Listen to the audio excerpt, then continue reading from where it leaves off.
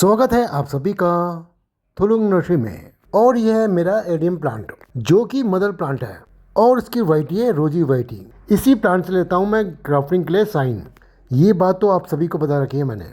अब करते हैं काम की बात। काम की बात यह है कि इस प्लांट की ब्रांच टूट गई है। ना तो मैंने इस प्लांट की कोई ब्रांच तोड़ी है, ना ही ये ब्रांच हवा से टूटी। जब मैंने पता किया तो मुझे पता लगा कि ये काम किया था हमारी धनु रानी ने और उसने ब्रांच यहाँ से तोड़ा है। आप लोग ये सोचेंगे धनु रानी है कौन? वो है एक मुर्गी जिसने बच्चे दिए हैं 12। अपने बच्चे को बचाने के लिए उसने ये ब्रांच तोड़ी है। ये कहना है मेरे पापा जी का, क्योंकि हमारे यहाँ बहुत सारे ईगल आती हैं जो कि मुर्गियों के बच्चे उठा के ले जाती हैं। तो आज के दिन भी ईगल आया था और धनु रानी के बच्चे को उठाने की कोशिश किया था, पर धनु रानी ने अपने बच्चे बचा लिए ये ब्रांच तोड़ के। पर मेरा कर दिया नुकसान। अब मैं सोच रहा हूँ कि इस ब्रांच को काट कर मैं इन ब्रांच में कर दूंगा ग्राफ्टिंग। अब करते हैं ग्राफ्टिंग करने की तैयारी। पहले तो मैं चाहिए एक रूट स्टॉक। वो रूट स्टॉक रखे हैं मेरे बाहर और मेरे जितने भी रूट स्टॉक है यहाँ ही रखे हैं। इनमें से मैं वो रूट स्टॉक लूँगा जिसमें मैंने पहले काम किया है और इस रूट स्टॉक में काम नहीं करना है मुझे। इस रूट स्टॉक में काम करूँगा मैं जब मेरे पास खत्म हो जाएंगे पुराने वाले रूट स्टॉक। और वो रूट स्टॉक यहाँ रखे हुए हैं जिसमें मैंने पहले ग्राफ्टिंग किया था और वो फेल हो गए थे। उसी रूट स्टॉक में दोबारा करूँगा मैं ग्राफ्टिंग और इन रूट स्टॉक में ग्रोथ भी अच्छी हो रही है। अब हम यहाँ से लेकर चलते हैं 8 रूट स्टॉक और मैं कल करूँगा ग्राफ्टिंग, क्योंकि मुझे इस रूट स्टॉक में देना है पानी। तो हम रूट स्टॉक को ले आए अपने शेड हाउस के अंदर। अब देते हैं इन रूट स्टॉक में पानी मैं रूट स्टॉक में भर के ही दूंगा ताकि हमें बाद में पानी डालने की जरूरत न पड़े।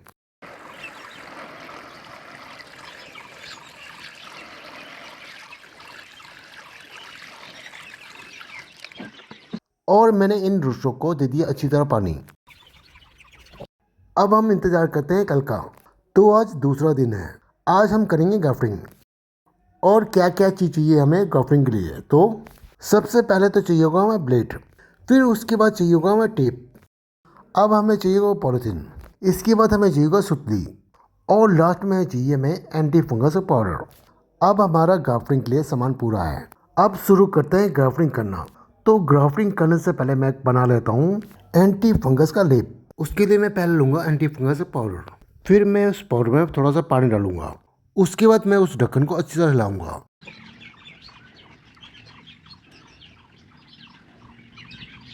और हमारा एंटी फंगस का लेप तैयार हो गया है। अब हम करते हैं ग्राफ्टिंग। पहले तो काम करेंगे हम साइन में और हम पहला साइन यहाँ से लेंगे। जहाँ से हमने साइन लिया है वहाँ पर हम थोड़ा सा एंटी फंगस का लेप लगा देंगे। ये एंटी फंगस का लेप मैं इसलिए लगा रहा हूँ कि जो हमने काट कर साइन लिया है वहाँ से एक लिक्विड निकलता है। जब वो लिक्विड सूखता है तो काला काला सा निशान बैठा देता है। वो काला निशान ना बैठे इसलिए लगा रहा हूँ मैं। अब काम करते हैं रूट स्टॉक में। पहले तो मैं इस रूट स्टॉक में एक फ्रेश नया कट लगाता हूँ।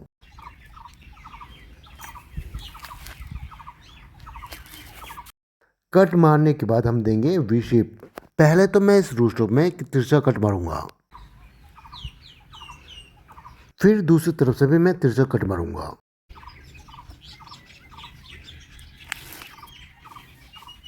उसके बाद उस रूट स्टॉक का बीच का हिस्सा ऐसा निकल जाएगा। अब हमने इस रूट स्टॉक में दे दिया है वी शेप। अब करते हैं साइन में काम। पहले तो मैं साइन से पूरे पत्ते हटाऊंगा।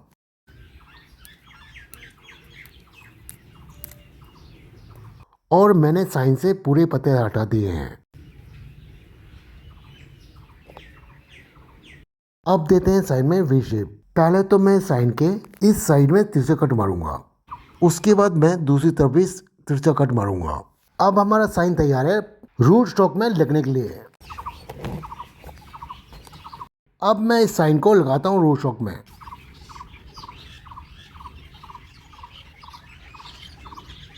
और ये साइन अच्छी तरह लग गया है रूट स्टॉक में। अब लगाते हैं इस ग्राफ्टिंग में टेप और मैं टेप को टाइट से ही बांधूंगा ताकि इस ग्राफ्टिंग के अंदर हवा ना घुस सके।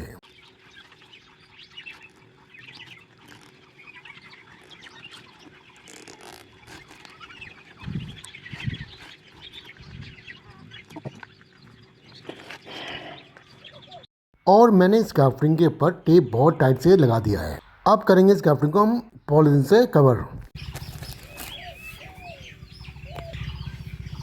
अब है पॉलीथीन को बांधने की बारी। तो मैं उस पॉलीथीन को भी अच्छी तरह बांधूंगा, वही सुतली से।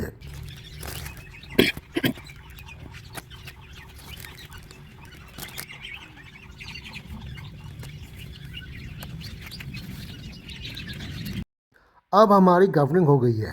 इस गाफरिंग को रखते हैं साइड में। अब करते हैं दूसरे साइन में काम। जो मैंने पहला साइन लिया था और जिसमें मैंने एंटी फंगस पाउडर लगाया था, उसी साइन को लूंगा मैं। फिर मैं उस कटे हिस्से में एंटी फंगस लेप लगा दूंगा। ऐसे ही करके सब मैं साइन निकाल लूंगा, वो भी गाफरिंग के लिए। अब करते हैं रूट स्ट्रोक में काम। तो मैं इस रूट स्ट्रोक में भी एक फ्रेश कट मारूंगा। फिर मैं इस रूट स्ट्रोक में भी एक वी शेप बनाऊंगा।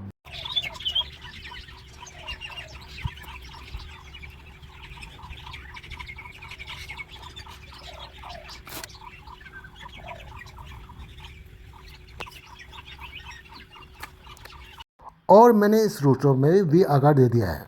अब हम कम करते हैं साइन में। इसमें भी हम वी शेप देंगे।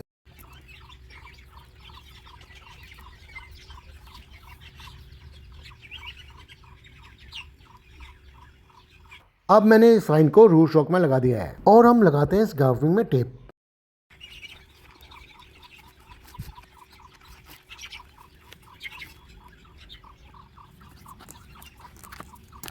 और मैंने इस गाफरिंग में लगा दिया टेप।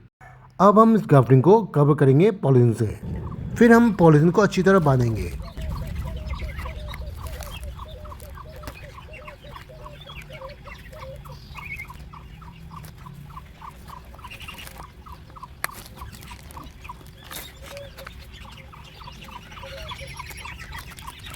और हमारी ये वाली गाफरिंग हो गई है। अब मैं सभी साइन में कर देता हूँ गाफरिंग।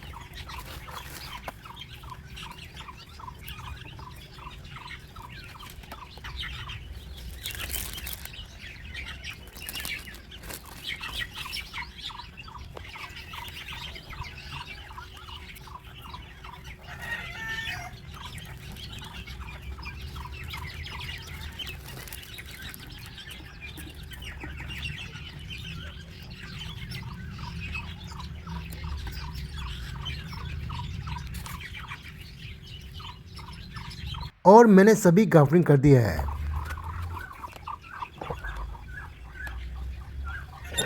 अब बारी है उस मदर प्लांट की। उसमें भी हम थोड़ा सा एंटी फंगस का लेप लगाएंगे ताकि उस कटे हुए हिस्से में कोई फंगस न लगे, इसलिए।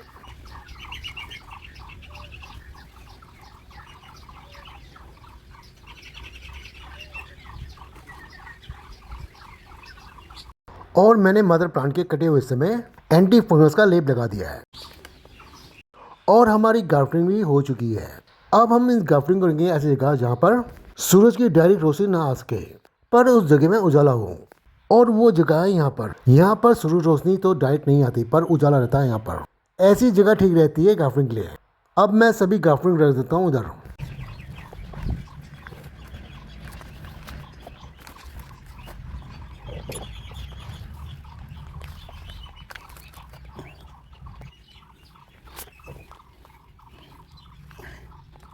और मैंने सभी गाफरिंग रख दिया इधर। अब करना है मैं इंतज़ार, वो भी 30 दिनों का। 30 दिनों में इस गाफरिंग में आ जाएंगी नई नई शूट। तब आप लोगों को मैं इस गाफरिंग की अपडेट भी दे दूंगा।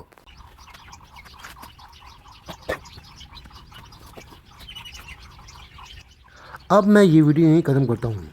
मिलते हैं किसी नए फ्लावर प्लांट के साथ। उम्मीद करता हूँ कि आप सभी को ये वीडियो पसंद आया होगा। आप सभी को दिल से धन्यवाद।